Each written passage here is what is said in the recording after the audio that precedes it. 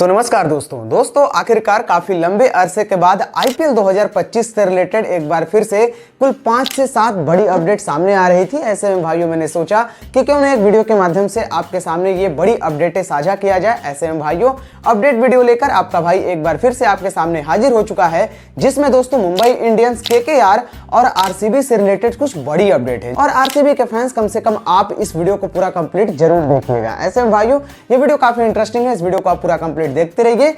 चलिए भाइयों without wasting any time video शुरू करते हैं। तो भैया सबसे पहले हम अपनी पहली बड़ी अपडेट की तरफ ही आगे बढ़ते हैं, जो कि आरसीबी के खेमे से आ रही है। और भाइयों आरसीबी के खेमे से अपडेट यह है कि कैमरून ग्रीन आईपीएल 2025 से बाहर हो सकते हैं। जी हाँ भाइयों, आपने सही सुना, कैमरून ग्रीन आईपीएल 2025 से बाहर हो सकते हैं, क्योंकि दोस्तों ऑस्ट्रेलिया से अब यह खबर सामने आ रही है कि कैमरून ग्रीन के पीठ में दर्द उभर गया है, जिसकी वजह से दोस्तों बताया जा रहा है कि उनके पीठ का सर्जरी होगा। और दोस्तों जब सर्जरी होगा उसके बाद से लगभग यहां से 6 से 9 महीने का समय लग सकता है। यानी कि दोस्तों यदि 6 से 9 महीने का समय लगेगा तो आप जोड़ लीजिए कि 100% कहीं ना कहीं कैमरून ग्रीन आईपीएल 2025 से बाहर हो जाएंगे। क्योंकि दोस्तों मान लेते हैं यदि 6 महीने का भी समय लगता है तो कम से कम यहां से अप्रैल आ जाएगा। और दोस्तों मैं आप लोग को बता दूं, जब भी पीठ का कोई सर्जरी होता है तो 6 महीने कम से कम लगते हैं और पूरी तरह से फिट होने में लगभग 9 से 12 महीने लग जाते हैं। ऐसे में यदि 6 महीने लगते भी हैं तो क्या फिर कैमरून ग्रीन तुरंत आईपीएल खेलने आएंगे? इसकी भी संभावना कम है। और ऐसे में दोस्तों यह आरसीबी खेमे के लिए बहुत बड़ी अपडेट है। और दोस्तों अपडेट भी सही नहीं है, क्योंकि कैमरून ग्रीन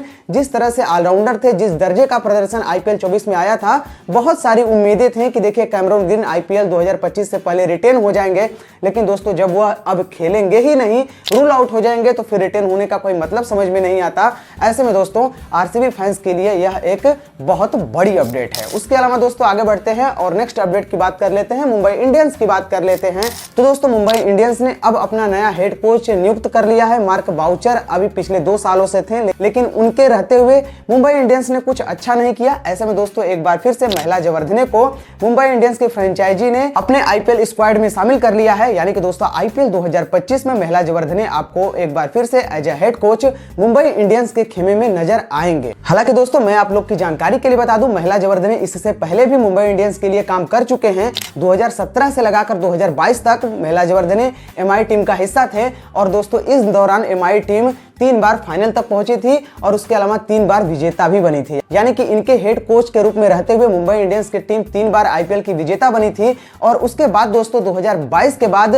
मुंबई इंडियंस ने महिला जवर्धने को अपना head of cricket global head बना दिया था। यानी कि बहुत सारी फ्रेंचाइजी जो विदेशों में होती हैं, जो लीग खेलती हैं, उसके देखरेख के लिए इनको नियुक्त कर दिया गया था। लेकिन दोस्तों एक बार फिर से मुंबई इंडियंस की टीम आईपीएल में उनकी वापसी करा रही है। यानी कि आईपीएल 2025 में as a head coach Mumbai Indians के खेमे में महिला जवर्धने आपको एक बार फिर से नजर आएंगे। उसके अलावा दोस्तों आगे बढ़ते हैं और नेक्स्ट अपडेट भी मुंबई इंडियंस के ही खेमे से है। और दोस्तों अपडेट सामने आ रही है, टाइम्स ऑफ इंडिया ने ऐसा बताया है कि मुंबई इंडियंस की टीम बातचीत कर रही है पारस हाम्ब्रे से आईपीएल 2025 से पहले मुंबई इंडियंस के खेमे में बॉलिंग कोच के रूप में। हालांकि दोस्तों देखने वाली बात होगी कि क्या पारस हाम्ब्रे से यदि ये डील डन हो जाती है तो क्या फिर मुंबई इंडियंस की टीम लसित मलिंगा को हटा देती है, क्योंकि लसित मलिंगा अभी तक मुंबई इंडियंस के बॉलिंग कोच हैं। ऐसे में क्या पारस हाम्ब्रे आ जाएंगे तो फिर लसित मलिंगा चले जाएंगे, या फिर ये दोनों व्यक्ति मिलकर मुंबई इंडियंस के लिए काम करेंगे, यह देखने वाली बात होगी। हालांकि दोस्तों अभी के लिए खबर यही है, टाइम्स ऑफ इंडिया ने ऐसा बताया है कि पारस हाम्ब्रे से बातचीत चल रही है मुंबई इंडियंस के बॉलिंग कोच के रूप में।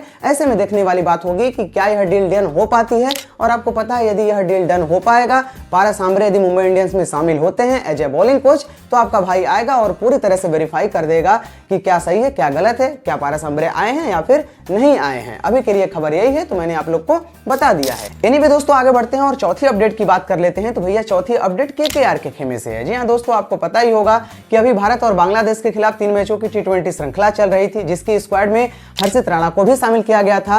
लेकिन हर्षित राणा को डेब्यू करने का मौका नहीं मिला। तीसरे मुकाबले में उम्मीद थी कि हर्षित राणा भी डेब्यू कर लेंगे, लेकिन अपडेट आई कि उनको फीवर हो गया है। इसकी वजह से वह अनकैप्ड प्लेयर ही रह गए, यानी कि उनका डेब्यू नहीं हो पाया।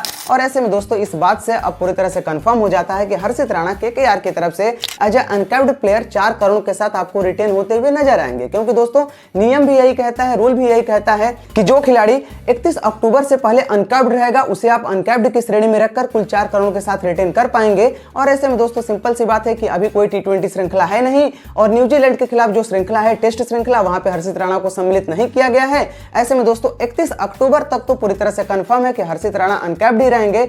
और ऐसे में ये बात पूरी तरह से कंफर्म हो जाती है कि हर्षित राणा आपको केकेआर खेमे की तरफ से IPL 25 से पहले as a uncapped player retain होते हुए नजर आएंगे। उसके अलावा आगे बढ़ते हैं और नेक्स्ट अपडेट की बात कर लेते हैं, तो वो भी भैया केकेआर के ही खेमे से है। और दोस्तों नीतीश राणा से एक पॉडकास्ट में सवाल पूछा गया कि क्या आप केकेआर की तरफ से रिटेन होते हुए दिखाई दे रहे हैं, आपको क्या लगता है क्या केकेआर की टीम आपको रिटेन करेगी IPL 25 से पहले? तो उन्होंने कहा कि देखिए मुझे इससे रिलेटेड तो कोई कॉल नहीं आया है अभी केकेआर के खेमे से कि क्या मैं रिटेन होऊंगा या फिर रिलीज होऊंगा, लेकिन दोस्तों उन्होंने अपनी मंशा साफ की और उन्होंने बताया कि देखिए मैं केकेआर की तरफ से आगे भी खेलना चाहता हूं। और उन्होंने कहा कि देखिए यदि मेरे अंदर उनको कुछ भी समझ में आता होगा, उनको लगता होगा कि मैं केकेआर का एक संपत्ति हूं, तो मुझे हर हाल में रिटेन करेंगे। और दोस्तों उन्होंने कहा कि देखिए रिटेन करे या ना करे लेकिन मैं फिर भी केकेआर की तरफ से खेलना चाहता हूं आगे भी। ऐसे में दोस्तों नीतीश राणा ने तो कहीं ना कहीं पूरी तरह से कंफर्म कर दिया, लेकिन देखने वाली बात होगी कि क्या केकेआर की टीम उन्हें रिटेन करती है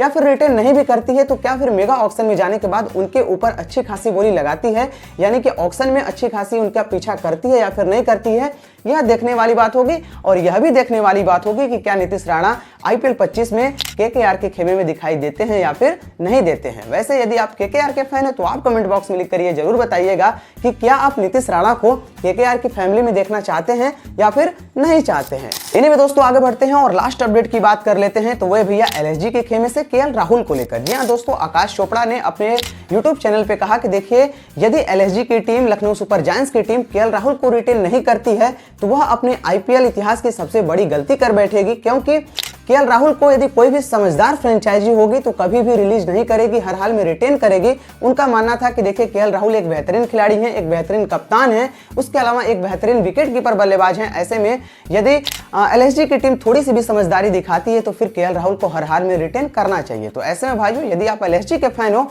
तो आप कमेंट बॉक्स में लिखकर बताइए कि क्या आप आकाश चोपड़ा की बात से सहमत हैं, क्या आप KL राहुल को IPL 2025 में लखनऊ के खेमे में देखना चाहते हैं या फिर नहीं देखना चाहते हैं। कमेंट बॉक्स में लिखकर अपना फीडबैक जरूर दीजिएगा। बाकी दोस्तों यदि हमारी यह वीडियो पसंद आई हो, अपडेट पसंद आई हो, तो वीडियो को लाइक करके चैनल को भी सब्सक्राइब जरूर करिएगा। चलिए भाइयों मिलते हैं नेक्स्ट वीडियो में किसी और वीडियो के साथ। यहां तक वीडियो देखने के लिए दिल से धन्यवाद।